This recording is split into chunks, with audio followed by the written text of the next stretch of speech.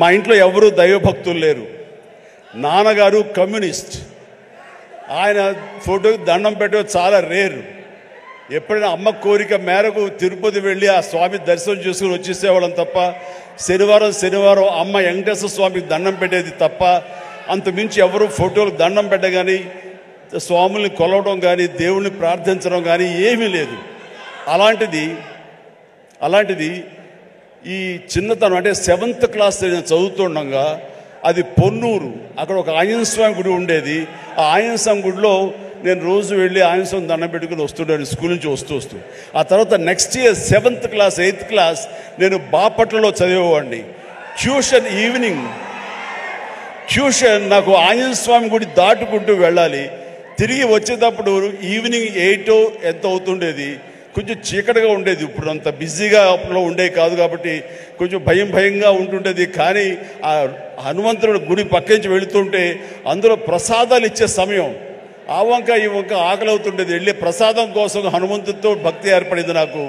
అలాగా ప్రసాదం తీసుకుంటూ అక్కడే తింటూ ఆయా స్వామి ఆ పూజారి ఎవరైతే ఉన్నారో ఆయన చెప్పే విషయాలు హనుమంతుడి గురించి వింటూ, అక్కడ హనుమాన్ చాలీసా ఆ పలకల మీద, శిలా పలకల మీద రాస్తుంటే అవన్నీ ప్రాక్టీస్ చేస్తూ, అలాగే తెలియకుండా నాలో ఆయన మీద భక్తిభావం అలాగ కుదిరిపోయింది.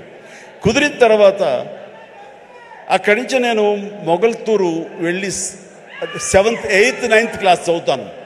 ఆ సమయంలో మా ఫ్రెండ్స్ తోటి బజార్లో వెళ్తుంటే, మీకు గుర్తుండి ఉంటుంది, చాలామంది ఎవరైతే విలేజ్ నుంచి వచ్చారో వాళ్ళకి బాగా తెలుసు, రోడ్డు మీద ఒక చెక్స్ ఉన్నటువంటి ఒక ఇది వేసుకుని ఒక్కొక్క చెక్స్లో ఒక్కొక్క వస్తువుని, ప్లాస్టిక్ వస్తువులు, రకరకాల వస్తువులు పెట్టి ఒక క్యాలెండర్ ఉండేది. క్యాలెండర్ కింద మిఠాయిలు అతికించేవాడు. సో మనం 2 పైసలు 3 పైసలు ఇస్తే ఆ మిఠాయి మనకి ర్యాండమ్గా చింపుకోవచ్చు. అది ఓపెన్ చేస్తే ఇంత పెప్పర్మెంట్ ఉంటుంది. ఆ పెప్పర్మెంట్ వెనకాల ఒక నెంబర్ ఉంటుంది. ఆ నెంబర్ చూసుకుని చెక్స్లో చూసుకుంటే ఏ వస్తువు, అది ప్లాస్టిక్ దువ్వెన రావచ్చు, ప్లాస్టిక్ అద్దం రావచ్చు, ఒక్కోసారి ఏమీ రాకపోవచ్చు. అలా చూసుకుంటే నాకు ఒక క్యాలెండర్ వచ్చింది. ఆ క్యాలెండర్ ఇచ్చాడు. ఓపెన్ చేస్తే హనుమంతుల వారి క్యాలెండర్, ప్రసన్న ఆంజనేయ, గుండె చీల్చుకున్నది. ఆ హనుమంతుడు వాడు ఏ సమయంలో వచ్చిందో ఈ రోజుకి మా ఇంట్లో అది అలా కొలువై ఉంది. ఆంజనేయ స్వామి ఫ్రేమ్ కట్టి అది పూజిస్తూనే ఉన్నాను గత ఎన్నో సంవత్సరాలుగా. దాదాపుగా నాకు 12-13 సంవత్సరాలు అప్పటి నుంచి. అంటే ఏంటో తెలీదు, హనుమంతుల వారి గురించి నేను ఆయన వెంటపడ్డానా, ఆయన మీద నాకు ఒక గురి కుదిరేసరికి ఆయన నా వెంటపడ్డారో నాకు తెలియదు. కానీ నా యొక్క జీవితంలో అంతర్భాగం అయిపోయారు. అది అంతటితో ఆగకుండా నేను 10th చదివే సమయానికి మా నాన్నగారికి ఎక్కడో పేరాల చీరాల అనే ఊళ్ళో నాన్న పనిచేసేవాళ్ళు. అక్కడి నుంచి నాన్నగారికి మాడుగులని ఉత్తరాంధ్రలో అయింది ట్రాన్స్ఫర్. అక్కడికి వెళ్ళటం నాన్నగారికి ఇష్టం లేదు. సో లాంగ్ లీవ్ పెట్టేశారు. ఆయన 3 monthsలో చాలా దిగాలు పడిపోయేవారు, ఒక డిప్రెషన్ గురయ్యేవారు. నాన్న అలా చూస్తే చాలా బాధ అనిపించేది. నాన్న, మీకు దేవుడి మీద నమ్మకం లేదు, కానీ మీరు హనుమంతుల వారిని, హనుమాన్ చాలీసాని 108 సార్లు చదువుతూ అలా చేయండి.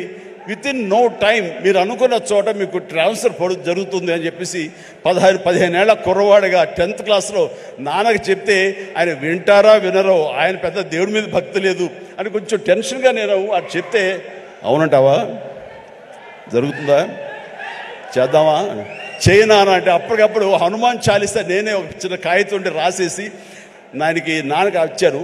నాన్న 2-3 సార్లు చదివారు.